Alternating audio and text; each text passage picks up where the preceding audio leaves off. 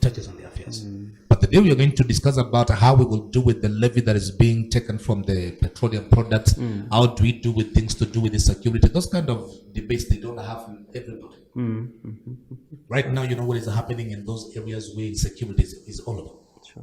There was a debate in parliament about should we deploy the Jeshi Ama, what are we supposed to do? On that particular day, there were so many people that were absent in the house. Yes. You get, Three-quarters those are the actually. interests of Mwananchi. Because the one that is suffering is that person from Samburu who voted for a leader who has a bodyguard, and that person does not have a bodyguard. Sure. You understand that one? So having a government or a regime or leadership that is willing enough to create an equal society, you have served the interest of everybody. Where you can wake up in the morning and you go into that office of the counter, you're going to do a tendering or application of a tender, and you feel like you don't have to bribe anybody to get that tender. Sure. That kind of an environment is what we call the environment of equality. Yeah. And everybody feels like they are being served by the government that they voted.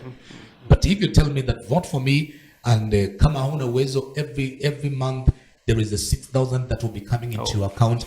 Now you know how I'm going to be excited. Now you know how I'm going to have these, expectation within my heart. Wait until you get in power, and that does not happen. Maybe I want to deliberately ask this. Why?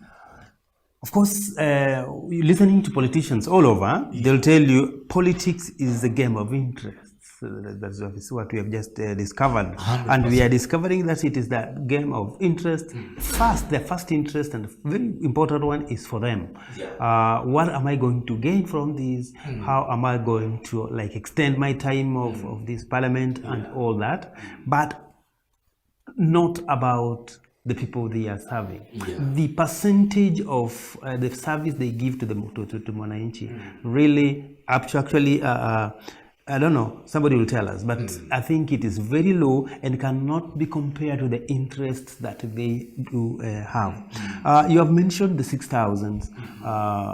That's what Honorable Raila Odinga said about, and also the current president, then deputy president, talked so much about the 90 days, about the lowering of the prices, and they knew so well it was actually unmechanical. It could not work within that time. My question, and this one, I think it should go to across the board. You're a leader and Mwananchi.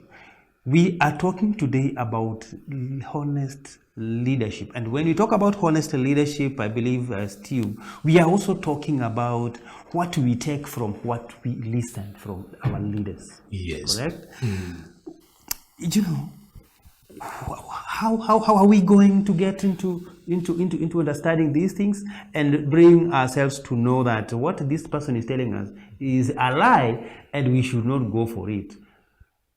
Where the masses are involved sometimes is very hard to save everybody. Okay. I have an experience that sometimes people can resist even the help that they need. Oh, the help that they need. The help that they really need, desperately need. They have a way of resisting that help sometimes without knowing. Okay. If you look at some of the people that went into the campaign and they contested for the last election that we had, when you look at the vision and the ideologies and what these people were sharing, you're going to notice that the campaign of last or previous election was centralized on one thing: Mwananchi, the common Mwananchi, the economy. That is what stood out very clear. That we are going to do something with the economy. Correct. From the Azimio, from the other side of Kenya Kwanza, from the rest. There is a guy who told us that we are going to have a good business of fishing, and Yes. and nyoka. Yes. All these things, it was about trying to do something with the economy so that Mwananchi will feel like, something has been done to his day-to-day life. But finally, at least one of the side came in power. Now, it's almost now, in the next maybe 3 months, we'll be here after the election. Let me ask a very honest, simple question.